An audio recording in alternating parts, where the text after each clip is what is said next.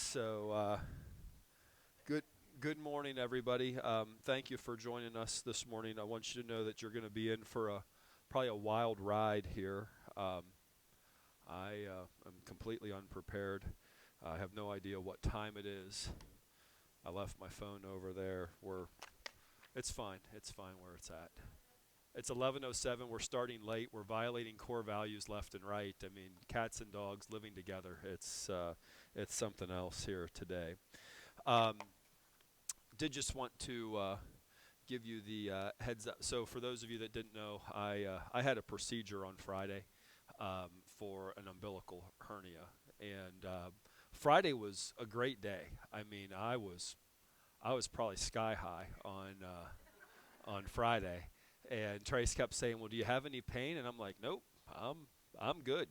I'm good." Like in the pain management world, they'll give you a chart, and it's like 1 to 10 or 0 to 10, and where's your pain at? And I'm like, my pain is at worst, it's like a 1/2. Like it was low. Yesterday was a little bit worse. Yesterday was a little bit worse. Now I'm sure Trace's pain for the last couple of days has been much higher than mine. Which that just goes. So yesterday was a little bit worse, and today I did not sleep well at all last night. Maybe it's because of the lesson that I have to teach here. So we'll see how this goes. But that's where we are. Um, Logistics next week is what, the 5th maybe. So I will be here next week. We will have another lesson next Sunday. The week after will be the 12th. Trace and I will be away. We're actually going to a leadership conference, so I'll come back with all sorts of new insights to be able to share with you folks. Um, but should anybody want to stunt double and teach a lesson, I'd be more than happy to help you prepare for it. And I think with a room full of leaders like we have here today, there's several people that would do this very, very well. Let's go ahead and let's get into our core values. We're going to do it a little bit different. We typically were saying Jesus had this core value, and we were given that last, but I would like to give that first this week. Jesus had a core value, and he always valued people, right? Now, as Cochrane Community Church, we have 8 core values. Anybody remember what any of those are? Outreach.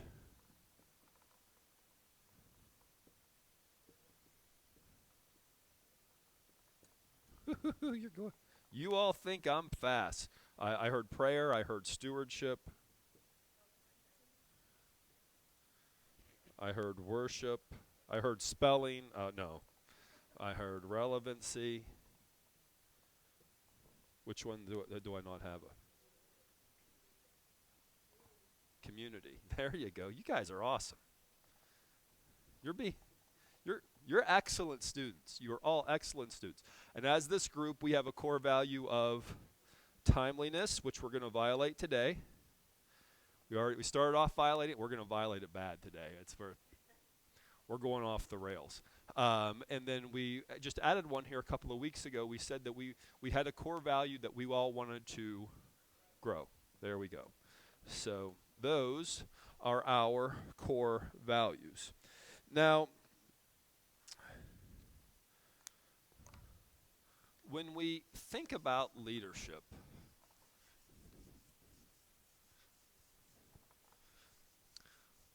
and if I was to challenge you to come up with a list of things that would describe a good leader, we'd probably come up with quite a few things to put on this board.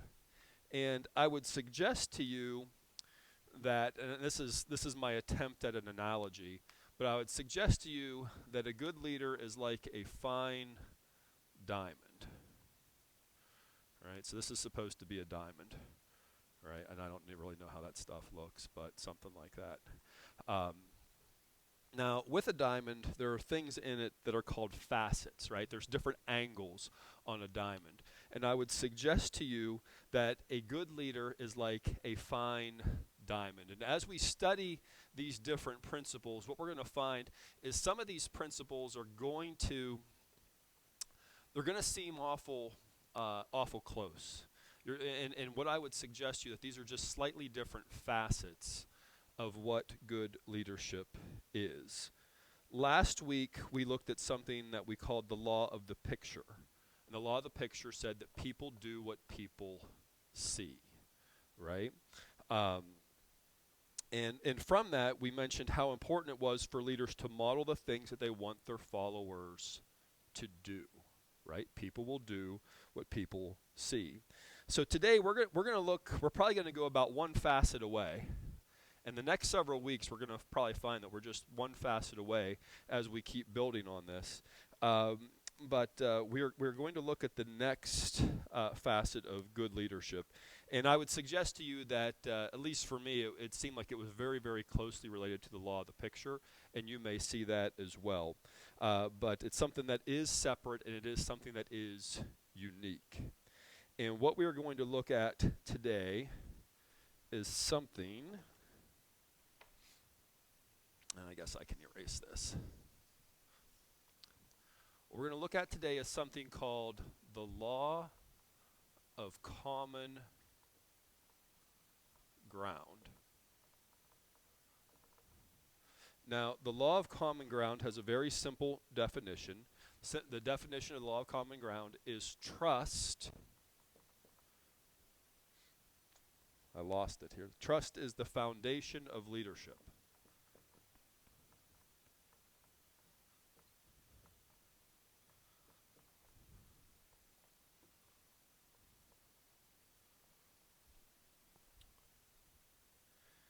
And I would suggest to you, if we take it a step further, we could probably even say this: trust makes leadership possible. Now, I had moved the law of the picture ahead of this because I think, at least from my perspective, I would suggest to you that when you have somebody that's saying something and doing something different, that probably undermines your ability to trust them, would it not? And so I want to make sure that we call this out. So last week we were talking about a behavior. Today we're talking about this concept of trust.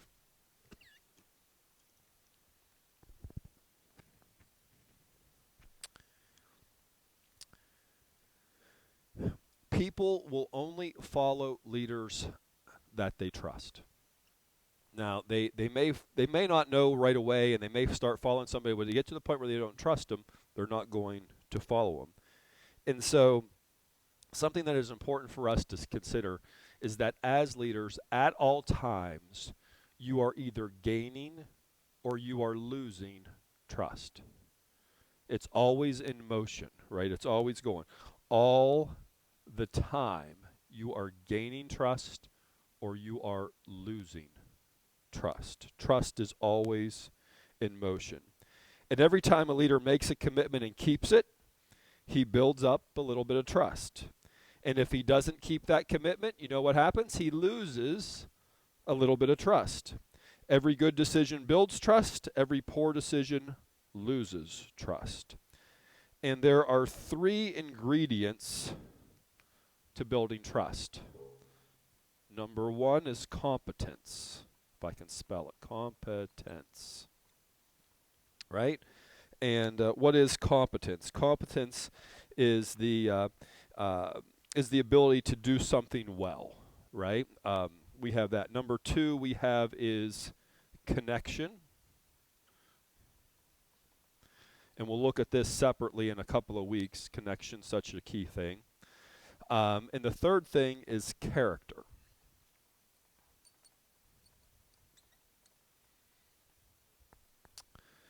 So when it comes to competence, would you follow someone who is good at what they do?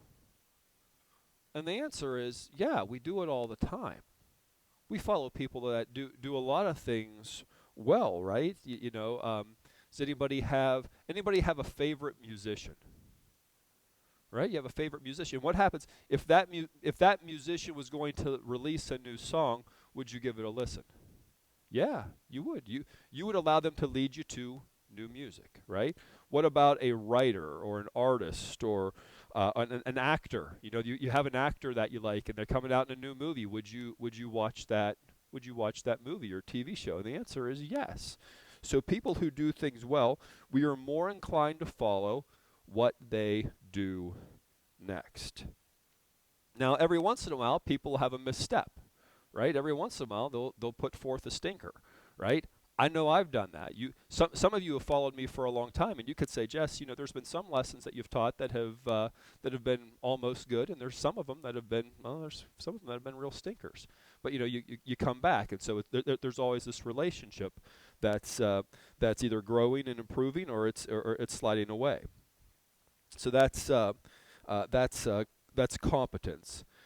Connection is another important element of leadership, and it's so important. We actually have a separate law of connection that we're going to look at here. It's probably we're probably about a month away from looking at that one. It is one of my favorite laws. I haven't said that for a couple of weeks, but this one was one that really resonated with me, and I can't wait to share that with you. But for now, when it comes to building trust, we simply need to understand that people will give leaders some amount of time to make a connection with them. When the leader is able to make a connection with the followers, then they're able to then they're able to move forward. And people will give leader less time if they're incompetent, right? You know, if you think about this in regards to your favorite sports teams, right? You know, you have a change in coaches or a change in quarterback or whatever, and you know what? We're giving them some time, you know, and we'll give them some time if there's a connection and we like them and there's some things, but if they're not very good at what they do, that time runs out pretty quick. And the last thing we have is character, and I would suggest to you that character is the most important ingredient in building trust. Character makes trust possible, and trust makes leadership possible.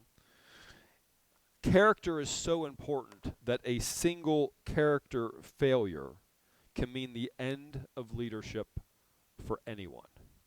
And we have seen this happen throughout history, right? We've seen all sorts of folks who have had all sorts of character issues, and they fall from their ability to have any level of influence on other. You get to the point where you're like I'll use this as an example. This is probably just go with me on this one. But whenever I was a kid, Thursday nights, what we would do is we would turn on NBC and we would watch the Cosby Show. Right, that was big. And there's some heads shaking there. That was because Bill Cosby was funny, right? And I still love his routine around the same thing happens every night. If anybody's ever heard that, you know, trying to get your kids to go to bed, he describes my household, and it's so funny, right? But he had a character issue, right? And now you know it becomes you know you're probably I'm a little bit hesitant to even use him as an illustration because you'll say, oh my goodness, you've found somebody funny that had a character issue, right? That's where we are. But character is so important. Now there's three things, or character communicates three things. So I'm going to give you three sub bullets on character. Number one is consistency. And we've looked at this a little bit already. We looked at the law of process several weeks ago, which was one of my favorite laws, right?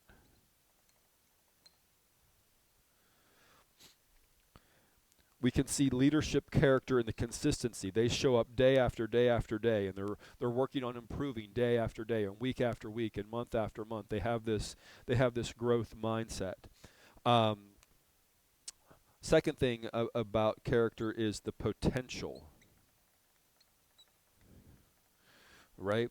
When we find somebody who has a weak character, they're very limited. They're not looking to push things. They're not looking to go forward too far. And whenever we talk about limits, that takes us back to week one when we looked at the law of the lid, right? We talked about something that leaders do is they look to push things forward. They look to raise the lids for themselves and for the people that they lead.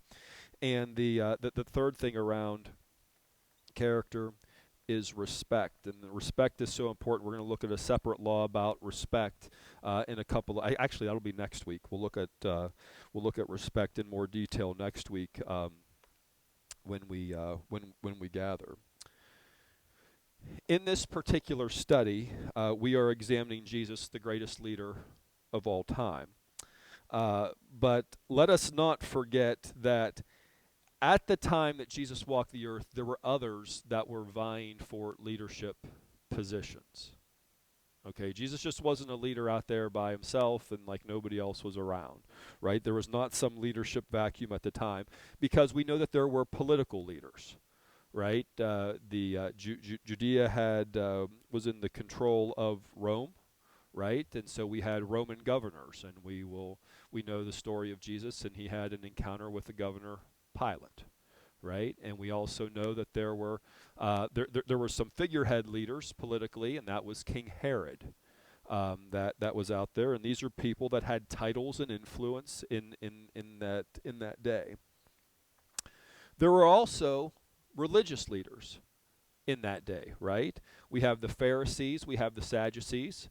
I would suggest to you that when we talk about them, these are the religious conservative and liberal perspectives that the Pharisees and the Sadducees brought forth. You had the Sanhedrin. You had this body of religious leaders that were trying to influence people. And then there were, of course, popular leaders. There were probably musicians. There were probably athletes. There was probably a gladiator that, if the gladiator was coming to town, and say, hey, we want to go see him, right? There were popular leaders of that day. And I would suggest to you, I would offer for your consideration that Jesus served as a popular leader. He did not have a political title. He did not have a political office. He did not have a religious office.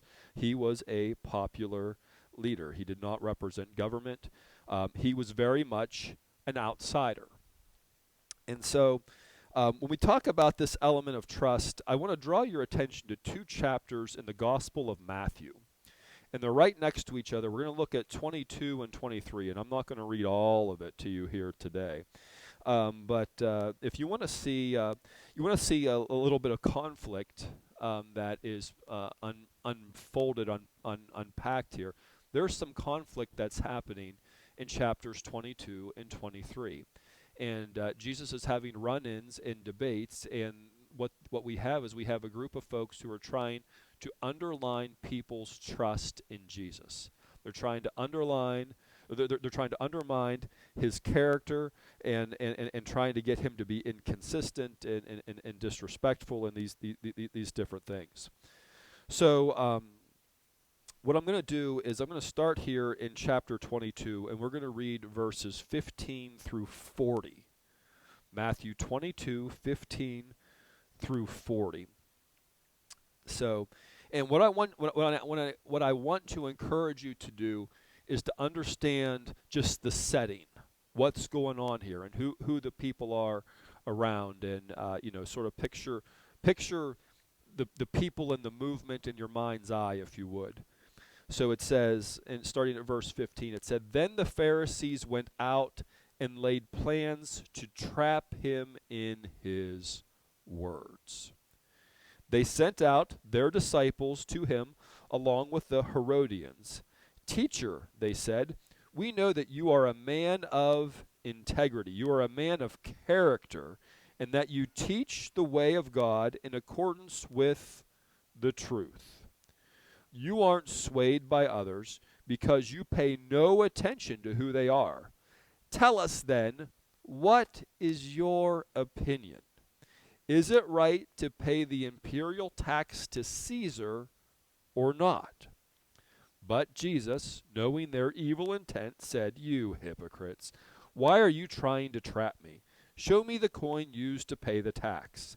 They brought him a denarius, and he asked them, 'Whose image is this, and whose inscription?' 'Caesar's,' they replied. Then he said to them, So give back to Caesar what is Caesar's, and to God what is God's. When they heard this, they were amazed. Now, if let me encourage you, if you're a Bible underliner, highlighter, whatever, I just love whenever we see these people get amazed, astonished. That's something that sticks out to me. When they heard this, they were amazed. So they left him and went away. The story continues. That same day, the Sadducees, who say there is no resurrection, pay attention to that. The Sadducees say there is no resurrection, came to him with a question. Teacher, they said, Moses told us that if a man dies without having children, his brother must marry the widow and raise up offspring for him.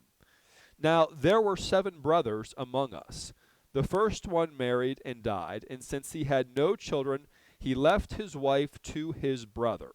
The same thing happened to the second and third brother, right on down to the 7th. Finally, the woman died. Now then, at the resurrection, asterisk, which we don't believe in, don't miss that, right? Now then, at the resurrection, whose wife will she be of the 7? Since all of them were married to her. Jesus replied, You are in error, because you do not know the Scriptures or the power of God. At the resurrection, people will neither marry nor be given in marriage. They will be like the angels in heaven. But about the resurrection of the dead, have you not read that what God said to you? I am the God of Abraham, the God of Isaac, and the God of Jacob. He is not the God of the dead, but of the living. When the crowds heard this, they were astonished at his teaching. The story continues. Hearing that Jesus had silenced the Sadducees, the Pharisees got together. They're regrouping, right? What a day. The Pharisees got together. One of them, an expert in the law, tested him with this question. Teacher, which is the greatest commandment in the law? Jesus replied, Love the Lord your God with all your heart, and with all your soul, and with all of your mind. This is the first and greatest commandment. And the second is like it. Love your neighbor as yourself. All the law and the prophets hang on these 2 commands. Now we're going to hit pause. We're going to hit pause right here. Because what we have here is each time Jesus was faced with a test, he proves his character by handling it expertly. And he demonstrates his competence with the subject matter. So the first part here, we have the Pharisees come to him. They're trying to trap him. They're trying to get him to be all sideways about taxes. He doesn't do that. He has the character and integrity to navigate through that. The Pharisees, after they've been sort of punched in the nose, the Sadducees show up, right? And they ask him this question about the resurrection, and Jesus navigates that, right? And now after the Sadducees have they've sort of been corrected. Now the Pharisees decide to come back, and they said, you know what? We've got the killer question here. There's all these different laws, all these different commands. We're gonna get them because we're gonna ask him which one's the most important, right? And there's no way he's gonna get this. They're all important, right? That's what they're expecting to get. But the Pharisees ask a seemingly unanswerable question. Surely by excluding some commandment, Jesus could be trapped, right? But instead, he answers them expertly. And then he continues. Now he turns the tables. So let's pick up verse 41. While the Pharisees were gathered together, Jesus asked them, What do you think about the Messiah? Whose son is he? The son of David, they replied. He said to them, How is it then that David, speaking by the Spirit, calls him Lord? For he says, the Lord said to my Lord, sit at my right hand until I put your enemies under your feet. If then David calls him Lord, how can he be his son? Pay attention to verse 46. This is the Pharisees. No one could say a word in reply. And from that day on, no one dared ask him any more questions. They were trying to get him. They were trying to get Jesus by asking him all these questions. And Jesus answers them, and then he turns around and essentially he puts them in their place by asking them a question that they can't answer. That's what we have here. And then if you turn the page in chapter 23, picking up around verse 13, I'll just draw you to the heads of each of the paragraphs. I want to be mindful of the time that we have here this morning. But Jesus goes on a rampage here, and he repeats time after time, woe to you, teachers of the law and Pharisees. He is putting them in their place because he is calling them out, because there is a disjunction, not a conjunction, there is a disjunction from what they say and what they do. There is a lack of character. There's a lack of integrity. There is an undermining of trust. And you know what? That's why so many people were lost, because the religious leaders did not have that trust. They did not have that trust. Now, as I was writing, this happened about 11:45 last night, and I got to thinking about I have a lot of character flaws. Now, not all of them are worth bragging about, but I have this one that I think it's important to share with you.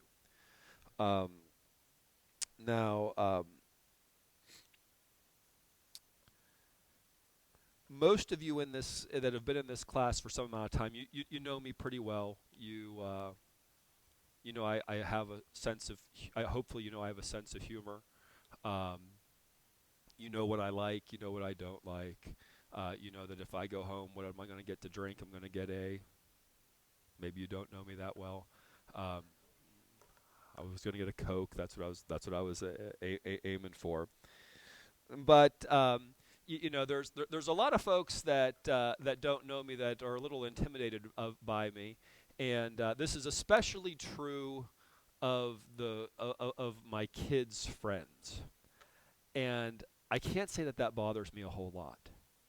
I can't. Like, even my nieces and nephews are a little bit scared of me, and I sort of like that. That's probably the wrong thing to say, but you know, it does keep them from doing all sorts of horrible things. But there was one time several years ago where my son had some of his friends over to the house. And we're getting late in the day, and one of his friends gets a little bit wound up, and they're doing whatever in the living room. I'm in there, the girls are in there, and his friend uses some extremely colorful language. And I just said this young man's name, and I said, I think we better calm it down right now. And the room went deadly quiet at that point. And this young man, now probably scared, hopefully scared, I hope I scared him, he then nervously says, well, hey, Taryn, come on over here and sit next to me. I said, boy, keep your hands away from my girl. And we sat there in some quiet for a while because his dad was on his way to pick him up.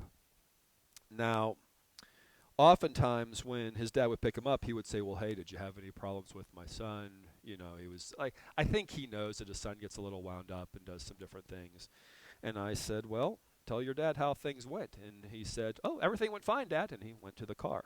And I said, well, I wouldn't necessarily describe it that way. This is what happened. Your son used some pretty colorful language in front of my girls, and I don't really appreciate that. And it'd probably be best if he doesn't come around here for a while.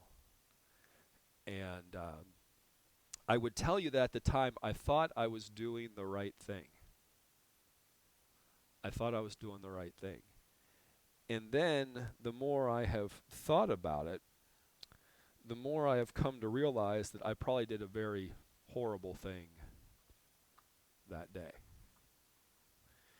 You see,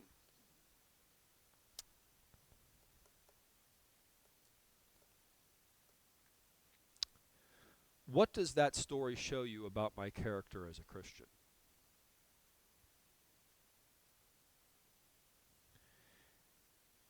And I've come to realize that that shows exceedingly poor character on my behalf.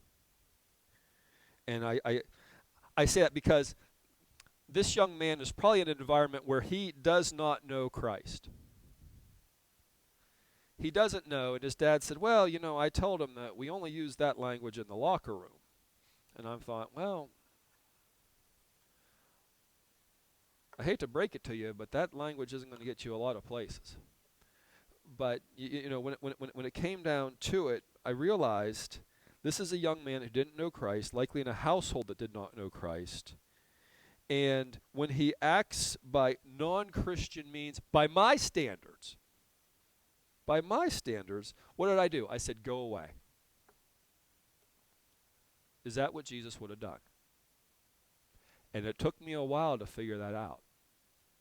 And I would suggest to you that up in heaven, Jesus looks down and he sees this whole thing happen, and he probably just had to.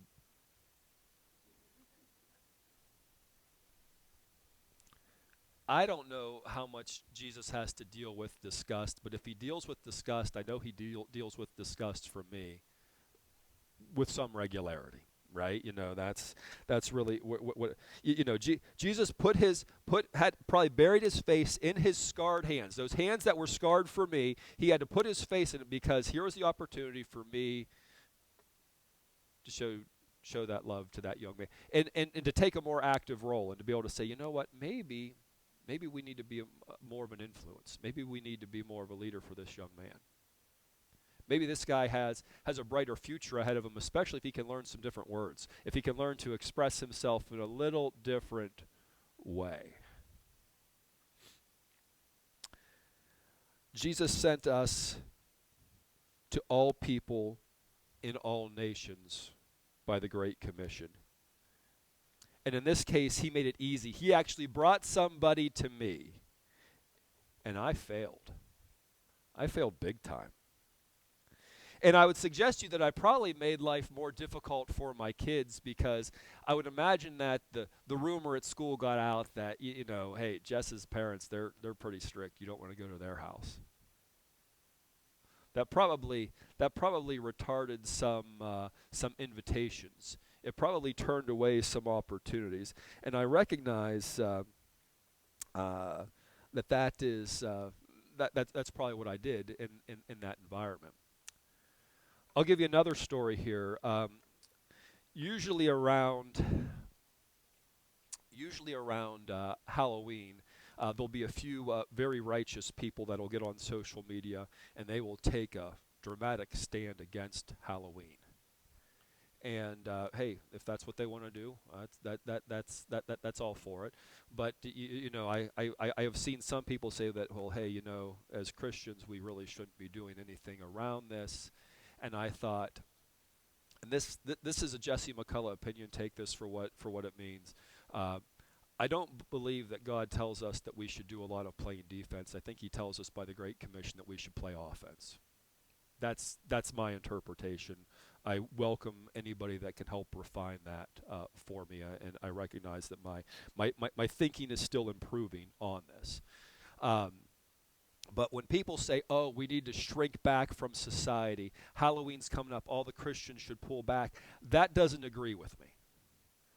That doesn't agree with me. And what I saw is a friend of mine, you know, put this out there, and I called him up, and I said, dude, I don't know that I think that this is very Christian-like to say that, hey, taking this thing.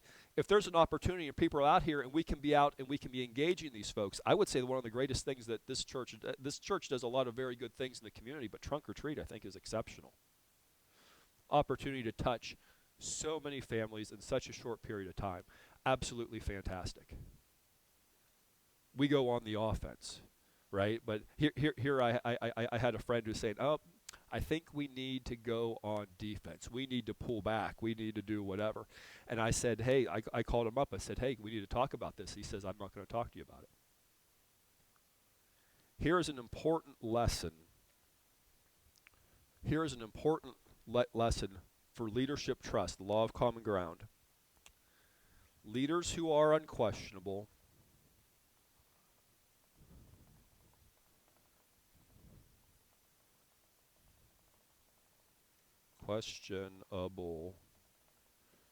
do unquestionable things.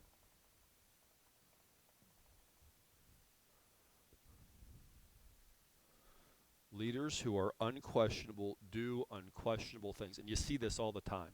You see that leaders get themselves to such a point where they're like, just do what I tell you to do. Don't even question it, right? And that's when problems start.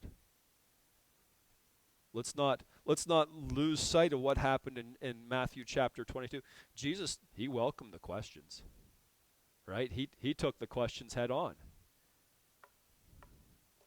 And he did not do unquestionable things.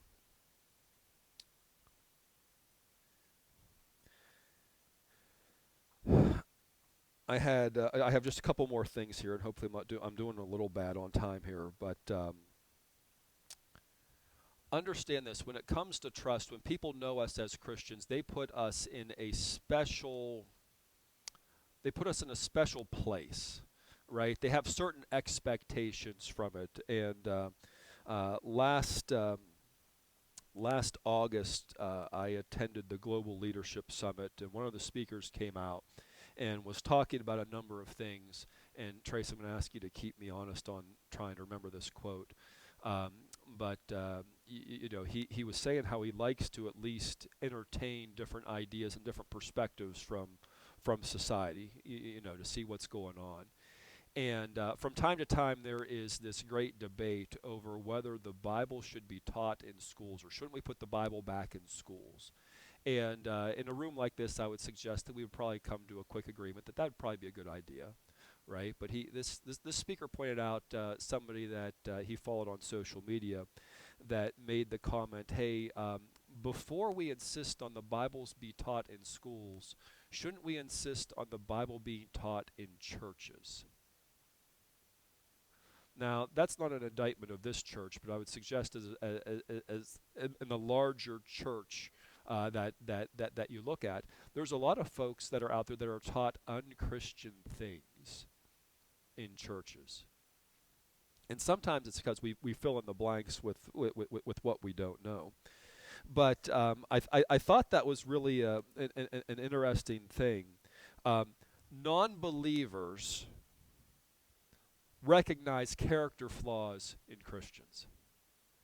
They know that there's some standard, and they can see whenever we fail that standard. And when we do that, it undermines the trust. It undermines the trust. Now, as I move into wrapping up today, I want to encourage you to focus on your character. And for this, we're going to turn back in Matthew just a couple of pages. We're going to look at the end of Matthew chapter 17, verses 24 through the end of the chapter, 24 through 27. Story goes like this. After Jesus and his disciples arrived in Capernaum, the collectors of the 2 drachma temple tax came to Peter and asked, "Doesn't your teacher pay the temple tax?" "Yes, he does," he replied. When Peter came to the house, Jesus was the first to speak. "What do you think, Simon?" he asked. "From whom do the kings of the earth collect duty and taxes? From their own children or from others?" "From others," Peter answered. "Then the children are exempt. Jesus said to him, "But so that we may not cause offense, go to the lake and throw out your line. Take the first fish you catch, open its mouth, and you will find a 4 drachma coin.